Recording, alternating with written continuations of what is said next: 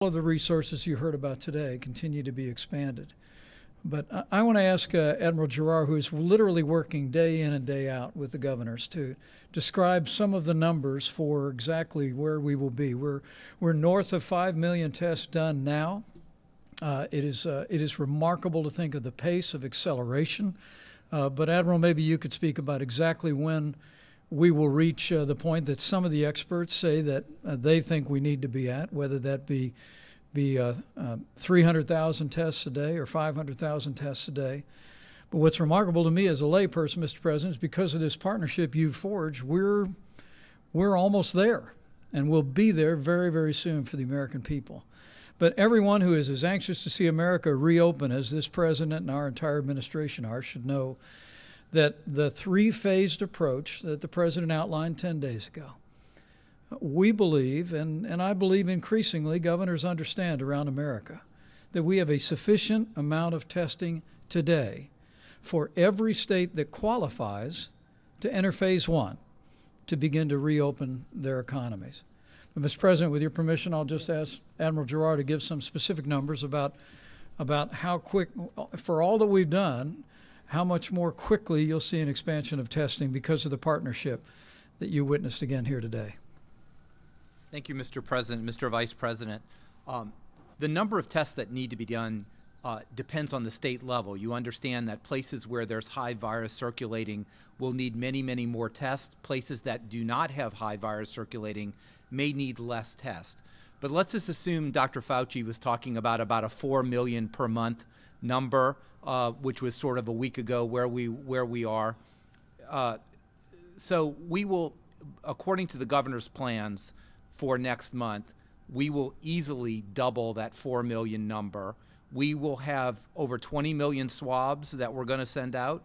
We will have over 15 million tubes of media. We have all the tests matched machine to machine in a focused area. We've gone state by state and understand that. And this is not even including what you just heard, the 5 million per month tests by LabCorp and Quest, or the point of care test by Abbott, or all the other tests that are out there. So in May, we are going to be doing more testing in this country. And people talk about South Korea a lot.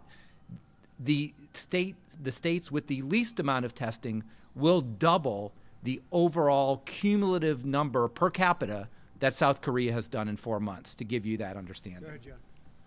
Sure, this sounds incredibly promising. Walgreens, CVS with the drive-through tests, the diagnostics agencies. But we sat here in the Rose Garden back on March 13, and these companies were here, some other companies were here.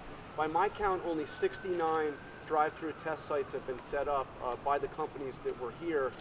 I'm wondering if you, and of course, Mr. Vice President, back in early March, you said we'd be at 4 million tests by the following week. We're just now got there in the last few days. So what have you learned about what went wrong, a month and a half, or over the last month and a half or 2 months, and what's going to go right now? What lessons have you learned from the mistakes over the last month and a half or so? John, I appreciate the question, but it represents a misunderstanding on your part and frankly a lot of people in the public's part about the difference between having a test versus the ability to actually process the test.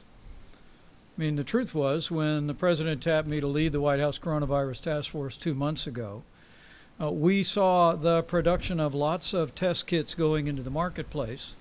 But as the president has said many times, what he understood early on was the old system would never be able to process the tests at the massive volume that we would need in the midst of an epidemic. And that's why the president brought together these extraordinary commercial labs that you've heard from today, literally sat them down in the Roosevelt Room and said, we need you to turn all of your energies loose on doing the kind of high-speed testing that would be necessary for us to reach the numbers we're at today. And so there was no disconnect at all. There were lots of test kits out there, Admiral, and frankly, there still are today. There are literally millions of tests that could be run in the old-style, slow laboratory that are still conducting tests today, whether it be at the CDC or at state laboratories. But what the president brought about with this public-private partnership has brought us to the point where we've done 5.4 million tests to date, and literally you just heard that by next month we could be doing as many as 2 million tests a week all across the country to give the American people confidence that we can reopen and get our economy moving again. So when you said 4 million tests 7 weeks ago, you were just talking about tests being sent out, not actually being completed? I'm a little confused. John, I think precisely correct that in my first week on this job, we were informed that HHS, I believe IDT was the vendor, Admiral Giroir, that had distributed 1 million, was distributing another 4 million, and we believe they did. But again, those were tests that, frankly, but for the president's leadership, we'd still be waiting on those tests to be done in many cases, because they were tests that were designed to be run in the old laboratory model. But early on, at the president's direction, we brought in these incredible commercial labs. We partnered with these extraordinary retailers. And now we stand here today, literally one day last week, more than 200,000 tests in a single day. About the time that we were making those comments, we'd done less than 25,000 tests in the entire country. But we've met this moment with American ingenuity, with the incredible companies that are represented here, and we couldn't be more proud. Follow-up, Mr. President. I think it's very important to know, and this you can get from any other country, I think, if they're being honest. Not only do we have the most testing in the world by far, but we have by far the best testing. OAN, please go ahead. Mr. President, thank you. As I'd like to switch gears and talk about General Flynn. There are reports circulating now that he may well be fully exonerated this week. If that were the case, is there any reason why you would not bring him back into the administration? I will only say this. I think that General Flynn is a wonderful man. He had a wonderful career, and it was a disgrace what happened to General Flynn. Let's see what happens now. But what happened to General Flynn should never happen again in our country. What happened to other people should never happen again in our country. What happened to your President of the United States should never again be allowed to happen. Mr. President. Go ahead, please. Mr. President, thank you. Today, one of your top economic advisors, Kevin Hassett, he said that the U.S. is likely to experience a 20 to 30% decline in the GDP in the second quarter, the worst since the Great Depression. Do you agree with that assessment? I don't know, but I can tell you the third and the fourth quarter in particular are going to be, I think, spectacular. We were talking about it with the executives. I think we're going to have a phenomenal third quarter. Nobody, except one country can be held accountable for what happened. Nobody's blaming anybody here. We're looking at a group of people that should have stopped it at the source. But so what happens in second happens in second. What we are doing is, I think you're going to see a big rise in the third, but you're going to see an incredible fourth quarter, and you're going to have an incredible next year. I think you're going to have a recovery. Look, they were just telling me inside, and it's fact, I built the greatest economy with the help of 325 million people. I built the greatest economy in the history of the world. And one day, because of something that should have never been allowed to happen, we had to close our country. We had to close our economy. I built it.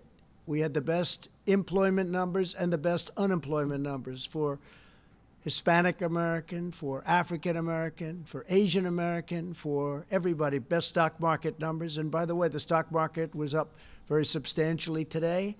And people are seeing a lot of good things. A lot of very smart people investing in the stock market right now. It's at 24,000, approximately 24,000. And if you would have said, with the tragedy that this country had to endure and go through, with all of the death and the people that died and were so badly hurt by what happened, and you can only say God bless them, but if you would have said that our country would be in the position we're now, we're ready to move forward. We'll never forget loved ones. We'll never forget these great people that sacrificed for a reason of incompetence or something else other than incompetence, what happened at a point where they could have protected the whole world, not just us, the whole world.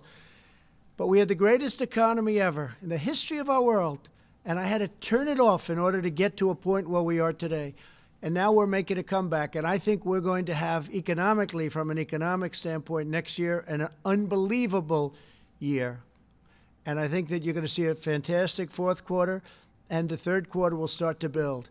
But the second quarter, obviously, you're going to have GDP lack of growth. I'm looking at the head of Walmart.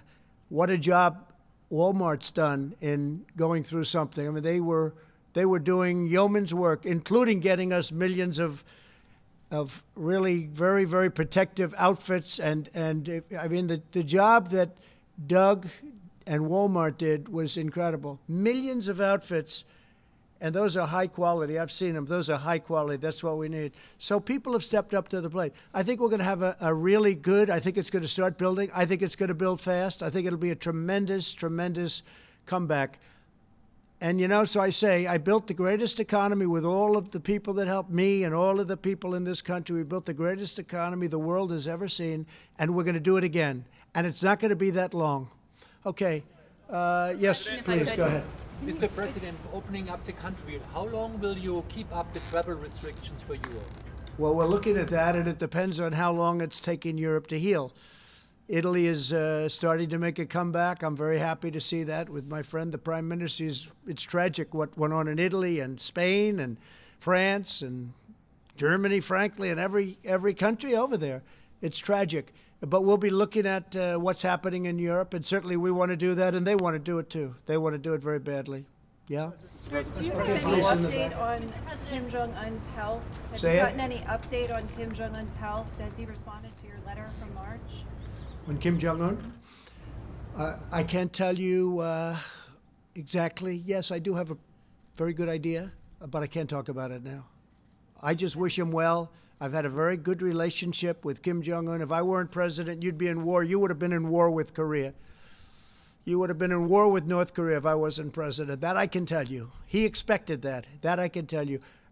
I hope he's fine. I do know how he's doing, relatively speaking. We will see. You'll probably be hearing in the not-too-distant future. All right, one or two more. Go ahead, please. Yeah, a question about the 2020 election. Yeah. Your likely Democratic opponent, Joe Biden, recently suggested that you were considering changing the date of the election, that you might try something like that. That's my first question. The same I question never even thought of changing the date of the election. Why would I do that? November 3rd. It's a good number.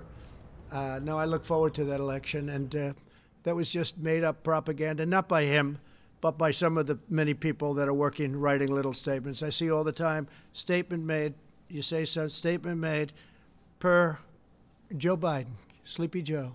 He didn't make those statements, but somebody did. But they said he made it. No, let him know I'm not thinking about it at all, not at all. Okay, go ahead in the back, please. The bipartisan Senate Intelligence Committee came out with the fourth installment of its report. It concluded that Russia interfered in the 2016 elections and there was not political bias. Do you accept its conclusions? Oh, I don't know. I haven't seen the report. Yeah, please, go ahead. President, nice to see you. I think you have a good relationship with North Korean leader Kim Jong-un.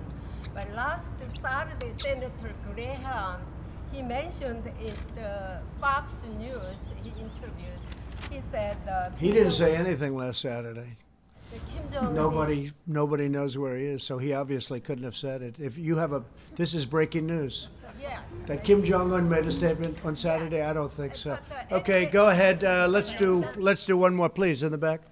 If an American president loses more Americans over the course of 6 weeks than died in the entirety of the Vietnam War, does he deserve to be reelected?